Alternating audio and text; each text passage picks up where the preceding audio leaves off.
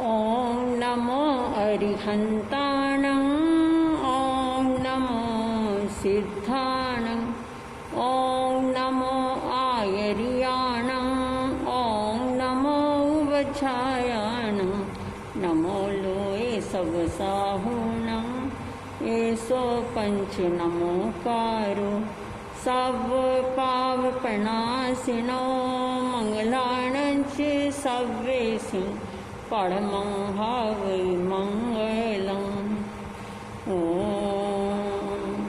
ॐ ह्रीं श्रीं क्लीं सिद्ध बाबा श्री रूपचंद गुरुवे नमः। ॐ ह्रीं श्रीं क्लीं आचार्य सुशील गुरुवे नमः।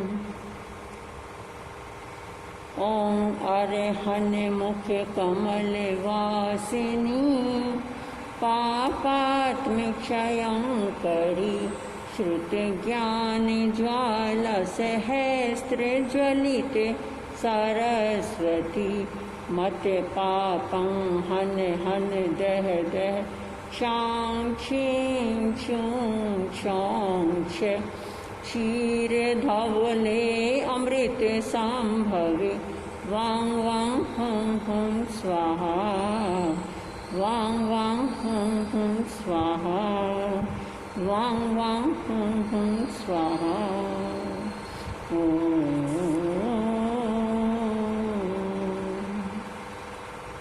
जीवन की घड़ियों में कुछ कर्म भले कर लो, बदियों से दूर रहो, नेकी के कर्म कर लो। कुछ काम करो ऐसे दुनिया तुम्हें याद करे, न बहाए कोई आंसू न कभी फरियाद करे। सुकृत करनी करके सुकृत करनी करके तुम नाम अमर कर लो, तुम नाम अमर कर लो।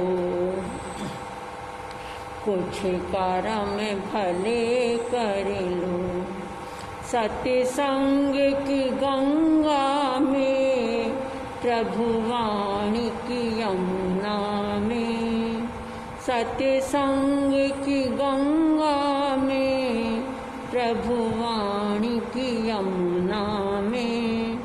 मस्ती से लगा गोते सुर बजाओ तरानों में।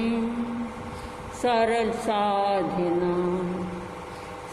साधना तू करके संगीत अमर कर लो, जीवन को अमर कर लो। कुछ कर्म भले कर लो, जीवन की घड़ियों में कुछ कर्म भले कर लो, बदियों से दूर रहो, नेकी के कर्म कर लो।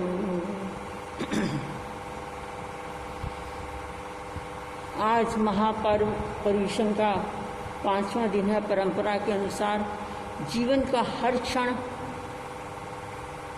पर्युषणमय है, जीवन का हर पल पर्युषणमय है। जीवन का हर पल हमें आगे बढ़ने की प्रेरणा देता है। हम हर क्षण काम करते हैं, चाहे दिन हो चाहे रात हो।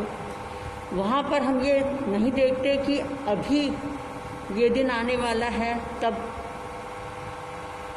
परीक्षा देंगे, पढ़ाई करेंगे, काम करेंगे। पर्युषण का अर्थ तपस्या करना नहीं है। पर्युषण का अर्थ है चारों तरफ से गर्म है, और चारों तरफ से गर्म होने का मतलब है कि हमें चारों तरफ से हमें साधन दिए जा रहे हैं, हमको रास्ते बताए जा रहे हैं अपने कैरियर बनाने के लिए, अपने जीवन को आगे बढ़ाने के लिए। उस रास्ते पर हमें आगे बढ़ना है। इसकी विस्तृत व्याख्याएं फिर कभी दूसरे वीडियो में करी जाएंगी। अभी तो ये परंपरा अनुसार जो पंचम वर्ग है, छठा वर्ग है, 8 वर्ग पूरे करने हैं। 22 तारीख को परीक्षा पूरी होनी है, सबने पास होना है। उन सब में पूरा विश्व पास होगा, क्योंकि कोरोना ने सबको पास कर दिया। वहाँ पर कोई भूखा नहीं रहा, कोई प्यासा नहीं रहा, कोई परेशान नहीं हुआ। ठीक है, जो परेशानी दिखाई भी दी जा रही थी वो किसी विशेष अधिकार के तहत दिखाई जा रही थी, विशेष योजना के अंतर्गत वह परेशानियां थीं। इस 22 तारीख को आने वाले संवत्सरी महापर्व के दिन संसार का हर व्यक्ति पास होगा। ये ऊपर वाले की कृपा है, सिद्ध संत बाबा श्री रूपचंद जी महाराज का आशीर्वाद है। पंचम वर्ग की वांछना दी जा रही है। आज 5वां दिन है।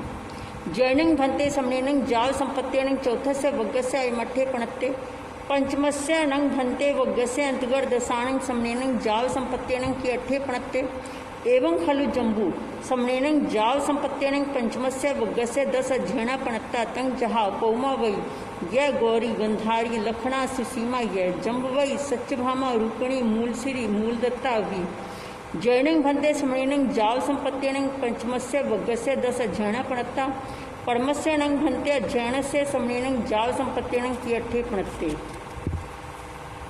एवं खलु जम्बू तेनंग कालेनंग तेनंग समेनंग बार वही नामंग नायरी होथा जहा पड़मे जाव कण्ह वासुदेव आहिवच्चुं जाव विहरे तसणंग कण्हस्य वासुदेवस्य पौमा वही नामक देवी होथा वर्ण हो तेनंग कालेनंग तेनंग समेनंग अर्हा रिठनेमिंग समोचड़े जाव विहरे कण्हे गए जाव पज्जुवासे तैनंग सा पौमा वही देवी इमी से कहाय लद्धा दठा समाणी हठ तुठ जहा देवी जाव पज्जुवासे तैनंग अर्हा रिठनेमी कण्हस्य वासुदेवस्य पौमा बतिये देवीय जाव धम कहा परिसा पड़ी गया तैनंग कण्हे वासुदेव अर्हं रिठनेमी वंदे नमक सहित वंदिता नमक सीता एवं व्यासी इमी सेणंग भंते बारवतीय नैरिय दुबालस जोयन आयामा जाव पचखंग देवलोक भुयाय किम मूलाय विनाशे भविष्यई कण्हाय अर्हं रिठनेमी कण्हं वासुदेवं एवं व्यासी एवं खलु कण्हा इमी से वारवतीय नैरिय दुबालस जोयन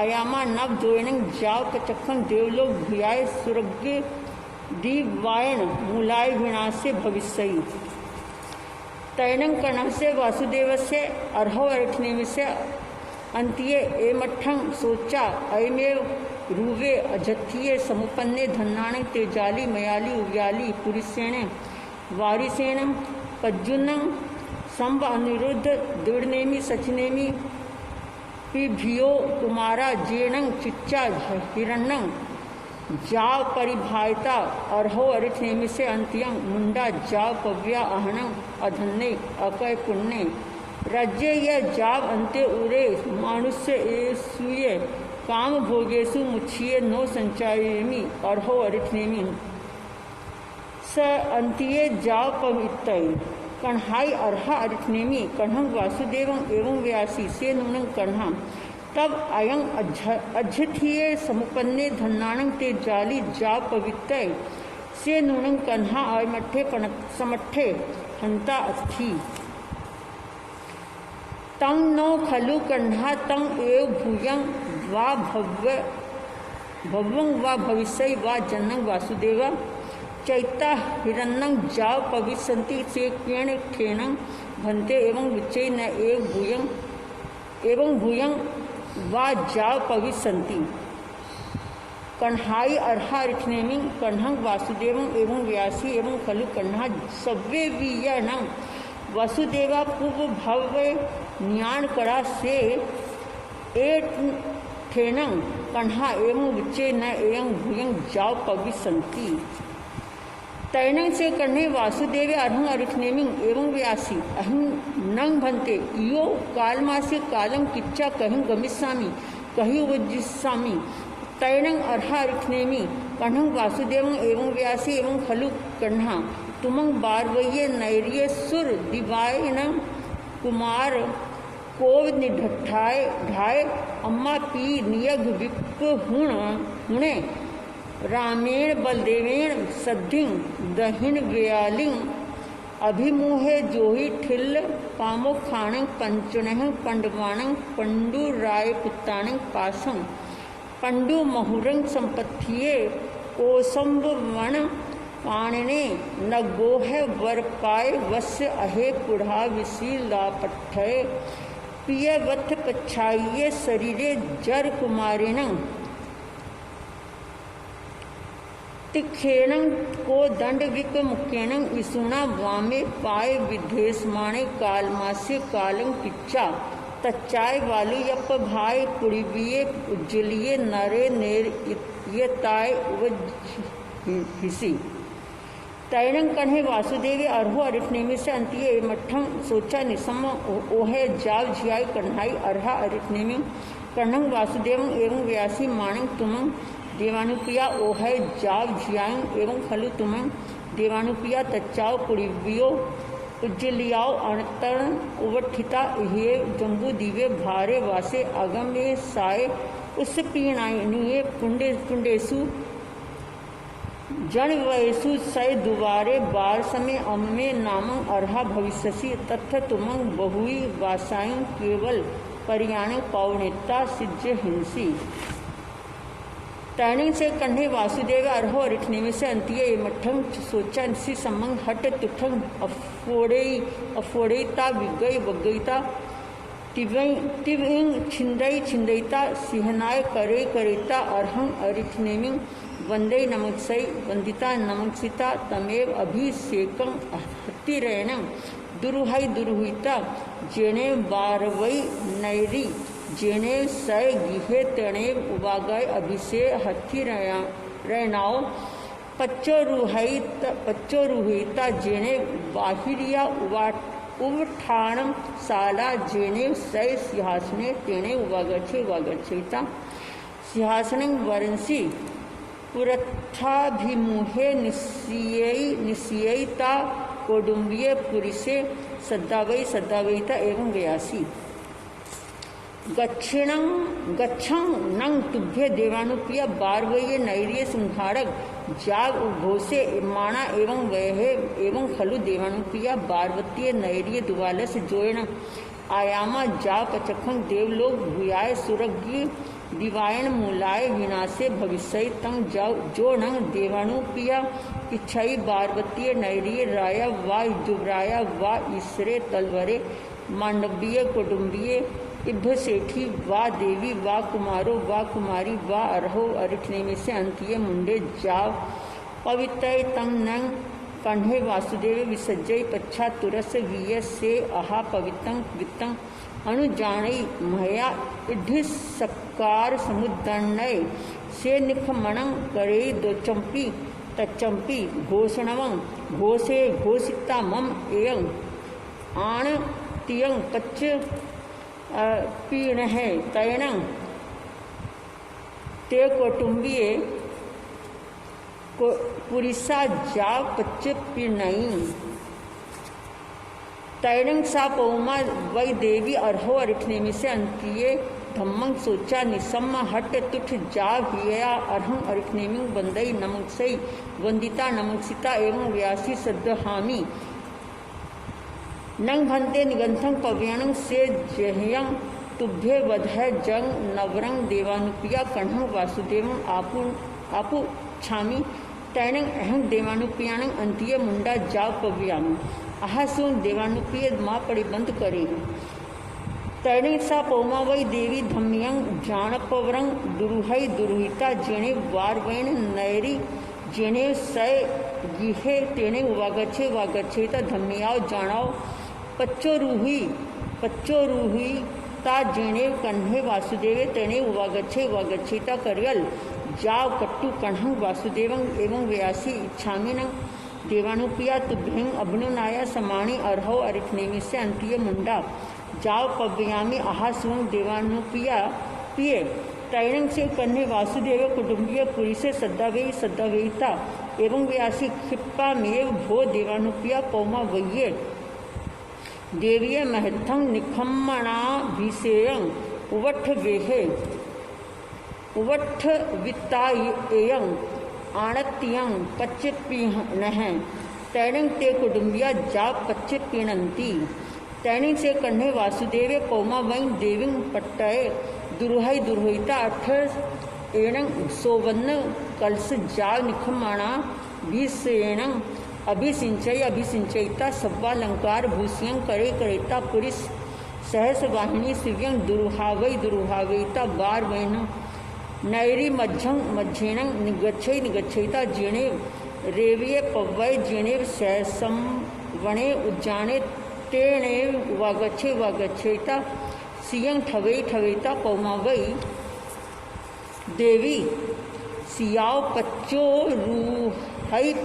रूहैता जिणेव अर्हा अरिठनेमिं तेणेव वागच्छेता अर्हं अरिठनेमिं तिखुत्तो आयहनं पायहनं करेता वंदती नमस्सति वंदिता नमस्सिता एवं व्यासी ऐसणं भन्ते मम अग्रमहिषी पौमा वै नामक देवी उठा कंता पिया मनुन्ना मणामा अभिरामा जाव किमंग पुणम पाषणीयाय तन्नं अहं देवानुप्रिया शिष्यणी भिक्षं दलयामि परिच्छन्तु तन्नं देवानुप्रिया शिष्यणी भिक्षं अहासुहं तैनं सा पौमा वै देवी उत्तर पुरथिमं दिशि भागं अवक्कमयिता सैमेव आभरणालंकरं ओमुयिता सैमेव पंचमुठ्यं लोयं करेता जिणेम अर्हा अरिठनेमि जितेणेम वागच्छेता अर्हं अरिठनेमि वंदय नमस्सै वंदिता नमस्सिता एवं व्यासी आलित्य जा धम्माई इच्छितं तैणं अर्हा अरिठनेमि पौमा वै देवीं सैमेव पव्वा वेयिता सैमेव मुंडा वेय सैमेव जखिणीय अज्जाय शिष्यिणी दलयै तैणं सा जखिणी अज्जा पौमा वै देवीं सयं पव्वा वै जाव संजमयं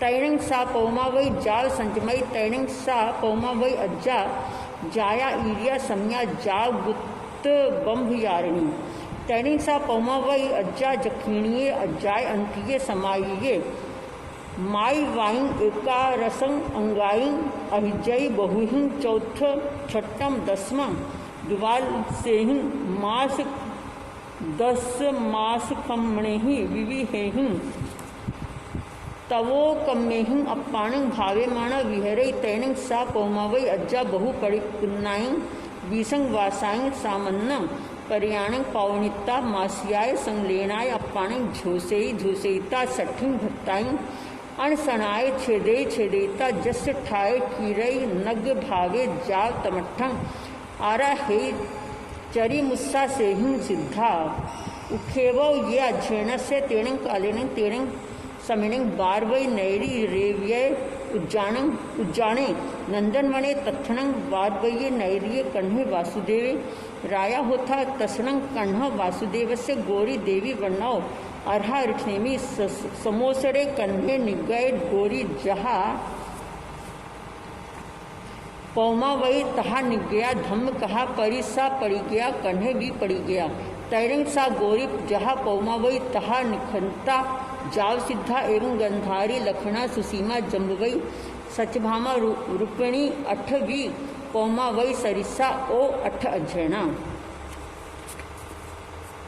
उखेवो ये नवस्य तेणं कालेनं तेणं समीनं बार वही नरिये रेव्य पव्वय नंदन वने उज्जाने कन्हे राया तत्णं बारवये नैर्य कन्हस्य वासुदेवस्य पुत्तय जम्बवतीये देवीये अत्तय संबे नामं कुमारे होथा अहिनं तस्णं संवस्य कुमारस्य मूल सिरी नाम भार्या होथा वन्नव अर्हा अरिठनेमि समोसरे कन्हे निगय मूल सिरी विनिज्ञा जहा पौमावई नगरं देवानुप्रिया कन्ह वासुदेवं अपुच्छामि जाव सिद्धा एवं मूल दत्तावी इति पंचम वर्ग की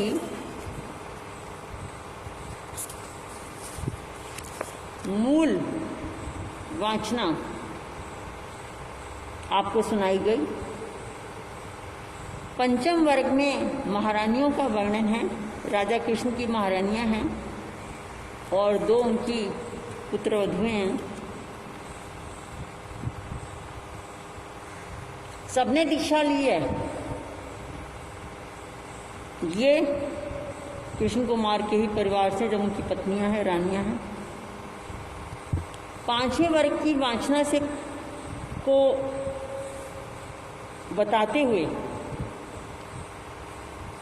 सुधर्मा स्वामी बता रहे हैं कि ये 10 अध्याय हैं। पद्मावती, गौरी, गंधारी, लक्ष्मणा, सुसीमा, जाम्बवती, सत्यभामा, रुक्मणी, मूलश्री और मूल दत्ता, इन 10 रानियों के नाम से 10 अध्याय हैं। कहते हैं कि गसुकमाल मुनि की निर्वाण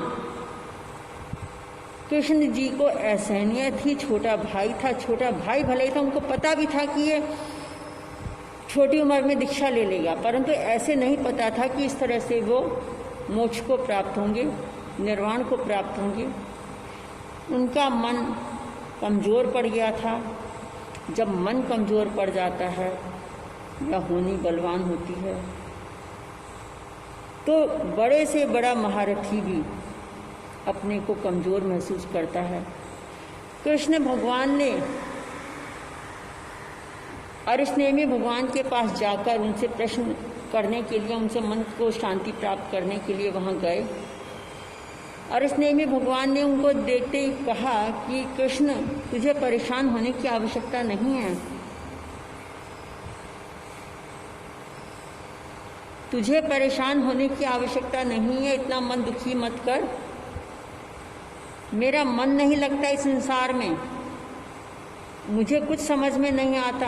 ये भी मैं जानता हूँ कि द्वारका भी देवों के द्वारा बसाई गई है। देवों के द्वारा जो हमें चीज़ मिलती है, चाहे नगरी भी जाएगी और वस्तु भी यदि मिलती है तो वो भी हमेशा नहीं रहती, इसने भी एक दिन समाप्त होना है। परंतु आप बताइए कि ये द्वारका जो देवों के द्वारा बसाई गई है, ये शाश्वत है या इसका विनाश होगा? कृष्ण अरिष्नेमी भगवान ने कहा, फरमाया, हे कृष्ण, यह नगरी, यह तेरी द्वारका, ये शाश्वत नहीं है, इसका विनाश होगा। इसके विनाश का कारण सुरा, शराब, अग्नि और द्वैपायन ऋषि का श्राप। द्वैपायन ऋषि का श्राप, संतों का अपमान, संतों का अपमान, यादव कुमारों की दबंगई, ये सब कारण बनेंगे जो इस द्वारिका का विनाश करेंगे, निमित्त बनेंगे। महाराज, मेरा क्या होगा, मेरा भविष्य क्या होगा?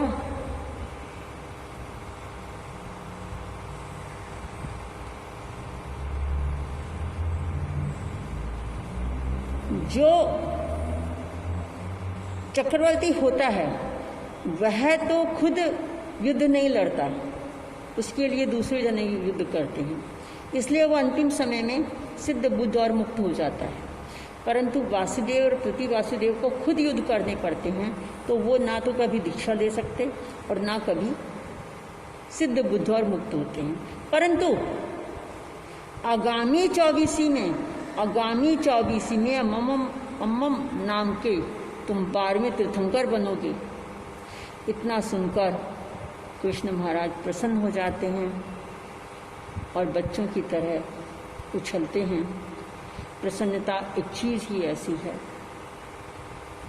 वहाँ से वापस आए और उनसे ये भी पूछा कि इस द्वारिका नगरी को भस्म होने से बचाने का कोई उपाय हो तो वो भी बताएं।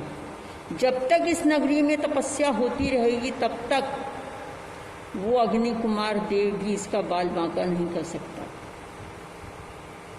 भगवान को वंदन किया और कृष्ण भगवान अपने महलों में वापस आए हैं और कुटुंबी जनों को और संबंधित अधिकारी को बुलाया है कि नगर में ढिंडोरा पिटवा दो कि इस द्वारका नगरी का विनाश होना है, इसको जलना है, इसको जलने से कोई नहीं बचा सकता। जो भी कोई व्यक्ति भगवान के पास में दीक्षित होना चाहता है, इस संसार भवसागर से पार होना चाहता है, उसकी जिम्मेदारी मैं लूँगा। माता पिता दीक्षा लेना चाहते हैं, उनके बच्चों की जिम्मेदारी, बच्चे दीक्षा लेना चाहते हैं, उनके माता पिता की जिम्मेदारी। महिलाएं, स्त्री, पुरुष, बच्चे जो भी दीक्षा लेना चाहें, उन सबको मेरी तरफ से छूट है। उनके सब की जिम्मेदारी जो है वो मैं उठाऊंगा और वो सब भगवान के चरणों में जाके दीक्षित हो जाएंगे। कहते हैं कि सिर्फ इस भावना को भाने से, केवल भावना भाई है, मैं दीक्षा नहीं ले सकता तो दूसरों को तो दीक्षा दिला दूं। और इसी से ही उन्होंने तीर्थंकर गोत्र कर्म का बंध बांधा है।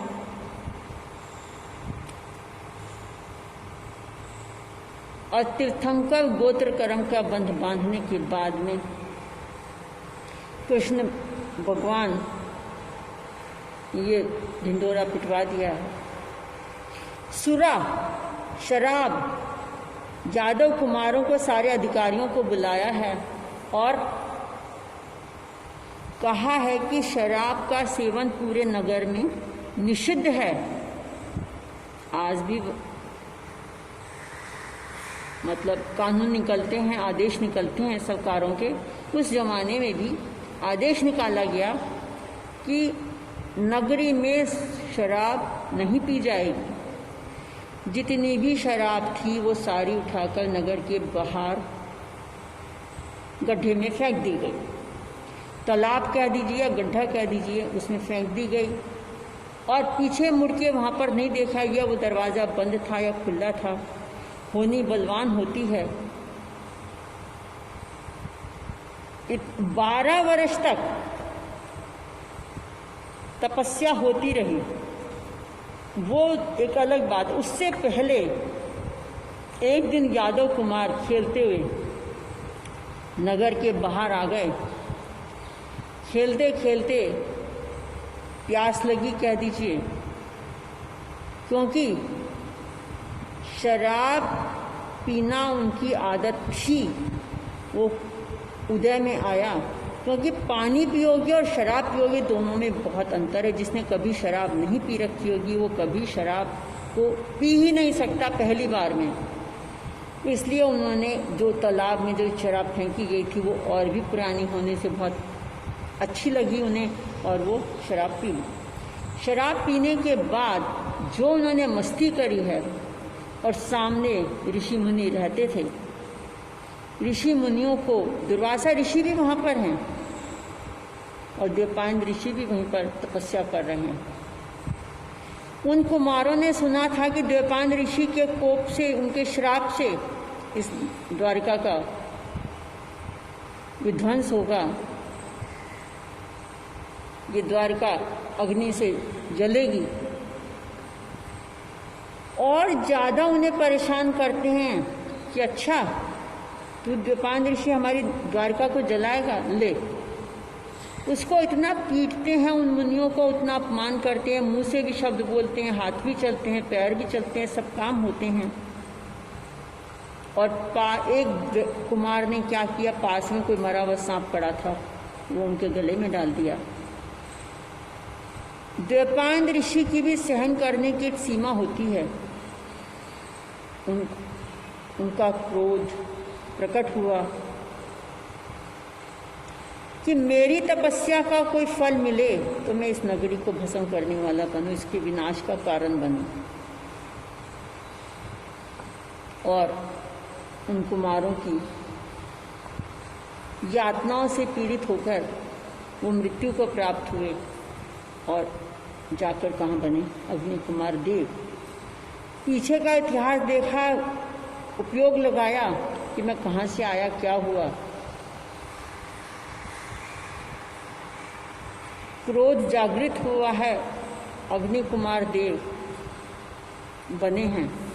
अग्नि बरसाने आते हैं, परंतु नगर में तपस्या हो रही है,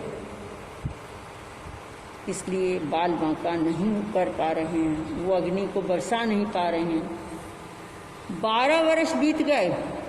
एक दिन जिसकी भी बारी आई थी जिस घर की बारी बांधी हुई थी घरों की, आज इस घर से तपस्या होनी है, आज इस घर से तपस्या होनी है। आयम्बिल तप की आराधना थी। आयम्बिल तप की आराधना में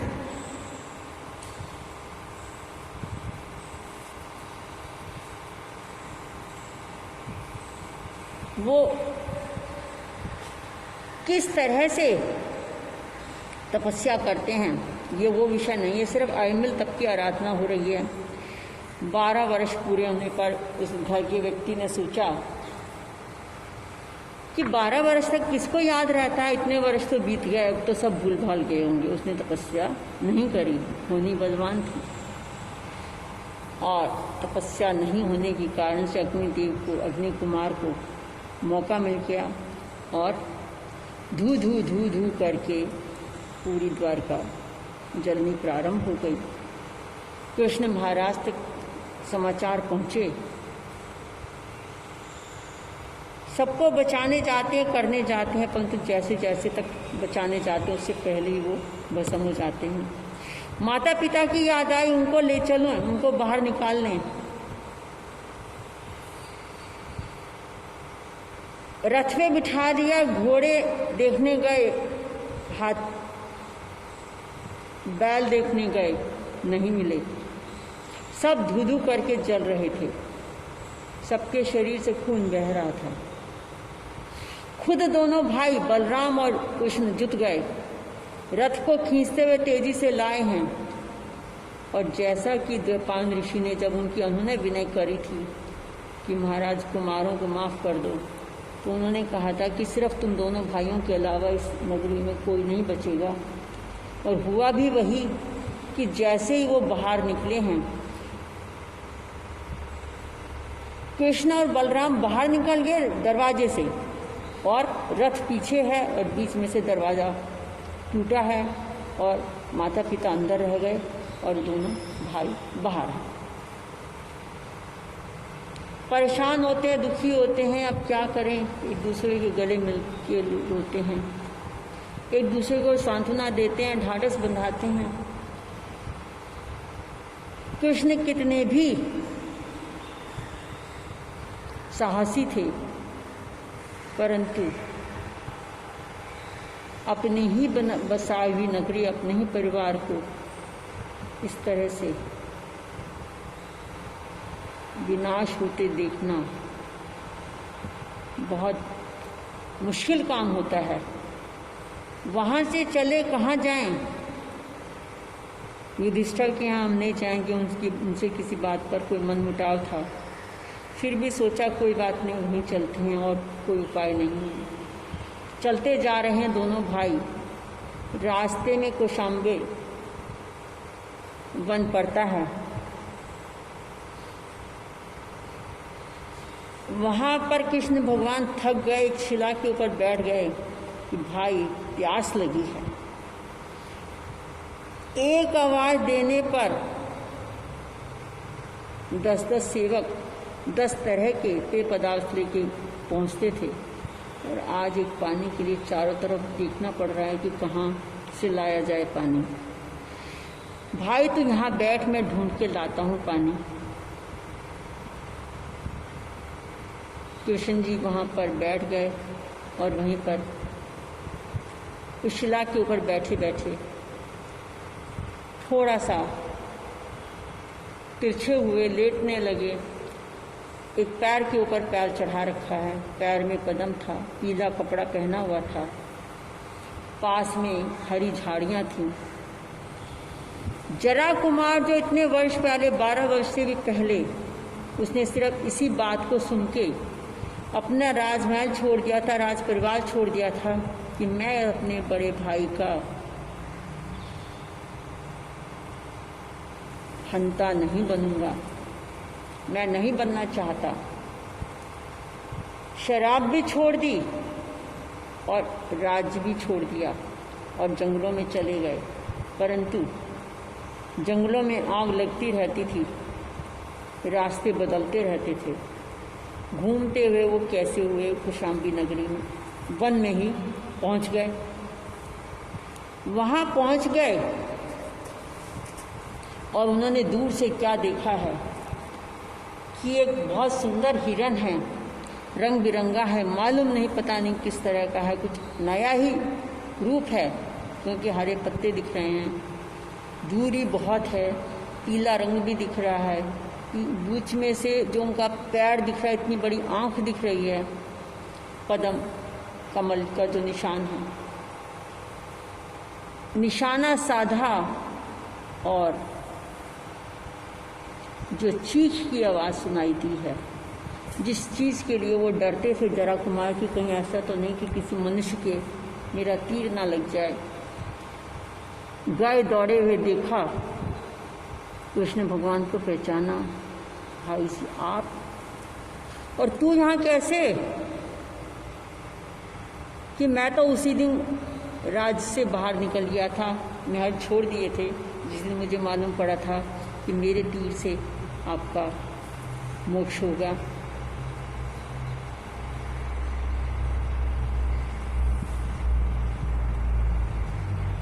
जरा कुमार ने पूछा, जरा कुमार ने पूछा, भगवान आपका जो ये पैर है, यहाँ पर जो तीर लगा है, इतना कोमल स्थान नहीं है कि जहाँ से आप मृत्यु को प्राप्त हो सको एक तीर लगने से। तो कहते हैं कि कृष्ण भगवान ने जो बात कही है, जो हमारे बद्री प्रसाद जी महाराज हैं, वो भी ये अपने प्रवचनों में इस उदाहरण को दिया करते हैं। उन्होंने जो बताया है, कृष्ण भगवान ने अपनी बात को उजागर कर रहे जरा कुमार के सामने, तब तक तो पैदा भी नहीं हुआ था, कि मैं वासुदेव बन चुका था, दुर्वासा ऋषि को अपने घर भोजन के लिए बुलाया था, भोजन बुलाने के समय ये मालूम पड़ा था कि खीर जो है महाराज को, ऋषि को बहुत प्रिय है। खीर गरम थी, ऋषि को सुहाया नहीं। दुर्वासा ऋषि क्रोधी हैं, ये तो जगत प्रसिद्ध है। कोई उल्टा उनके सामने बोले तो क्या बोले, और उल्टी गिनती शुरू हो जाएगी। हाथ जोड़कर मैं वहीं खड़ा रहा, चुपचाप उनकी सुनता रहा कि तू इतना राजमद में निष्णात हो गया, तुझे कुल मद है, रूप मद है, शक्ति मद है, शर्म नहीं आती, तुम अपने वासुदेव के पद से ज़्यादा गर्वित हो। और मैं चुप खड़ा हुआ सारी बातें सुनता रहा। इतने में उनका मन शांत हुआ, सब जब मैंने चुपचाप सुन लिया कि इस खीर को उठा और अपने शरीर पर मल, इस खीर को उठा और अपने शरीर पर मल। और कहते हैं कि मैंने खीर को उठाया है, उसमें हाथ लगाया तो वास्तव में वो बहुत गर्म थी, परंतु उनका आदेश था वहीं पर खड़े खड़े ही सभी जने होंगे, वहीं पर खड़े खड़े वो खीर जो है पूरे शरीर पर मली है। पूरे शरीर पर मलने के बाद जब आज्ञा का पालन हो जाता है तो ऋषि शनि तुष्टा शनि रुष्टा, उसको वरदान देते हैं कृष्ण जी को कि जहाँ जहाँ भी तेरे शरीर पर ये खीर का लेपन हुआ है, वो शरीर, वो अंग तेरा अभेद्य हो गया। वहाँ पर तुझे तेरे शरीर के ऊपर कोई भी शस्त्र का प्रहार नहीं हो सकता। वरदान दे दिया। यदि वो खीर को नहीं मलते तो गुस्से का भाजन भी बनते और ये वरदान भी नहीं मिलता। पर मैं खड़ा था, दोनों पैर जमीन पर थे। इन पैरों के ऊपर, तलुओं के ऊपर मैं खीर का लेपन नहीं कर पाया था, इसलिए ये वरदान से रहित रह गए। मैं यहाँ पर, ये पैर कच्चे रह गए। यहाँ पर उनके आशीर्वाद का फल नहीं मिल पाया इनको पैरों को, इसलिए तेरे तीर का ये शिकार हुए। और किसी अंग पे तीर का शिकार नहीं हो सकता था, तेरा तीर नहीं लग सकता था। इतना बात बताने के बाद में बोले कृष्ण कि जरा कुमार तू यहाँ से चला जा, अभी बलराम आता होगा, मेरे लिए पानी लेने गया है, वो तुझे देखेगा तो तुझे जिंदा नहीं छोड़ेगा, उसका मेरे प्रति बहुत अति मोह है, तू ये तीर भी निकाल ले और तू यहाँ से चला जा। कहते हैं कि जरा कुमार तीर निकाल के चला गया, तीर को निकाल लिया है और वो वहाँ से जा रहा है। उधर से बलराम भी वापस पानी लेके आए हैं, पत्तों का डोना बनाया है, भाई इंतज़ार करें कब ये उठे, कब मैं पानी दूँ, कब इसको इतनी मुश्किल से तो नींद आई, उठाना नहीं चाहा। और मृत्यु से पहले कहते हैं कि कृष्ण भगवान के मन में भी रौद्र पैदा हो गया। पहले तो उसे भेज दिया जरा कुमार को, परंतु फिर उनके मन में भाव बदल गए कि मैंने उसे क्यों नहीं मार दिया, मैंने उसे क्यों नहीं ख़त्म कर दिया। उसके कारण से उनके भाव बिगड़ने से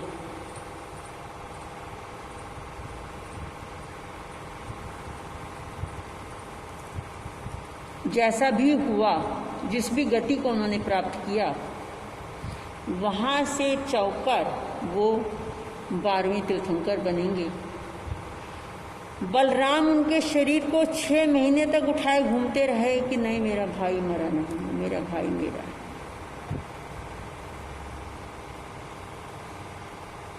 और भी आगे है कहानियाँ कि बलि के साथ में इन्होंने जब 3 पग में पूरी धरती नापी है।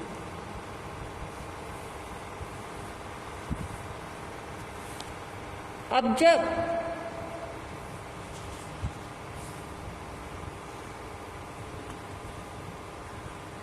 ये जो इनकी 8 रानियां हैं भगवान के पास दीक्षित हुई हैं, और दीक्षित होने के बाद में अपने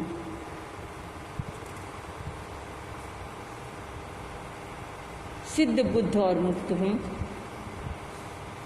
बोल कृष्ण भगवान की,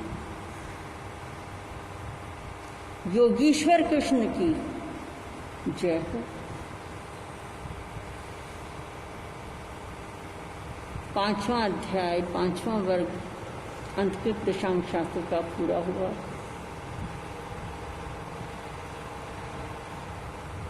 मंगल पाठ।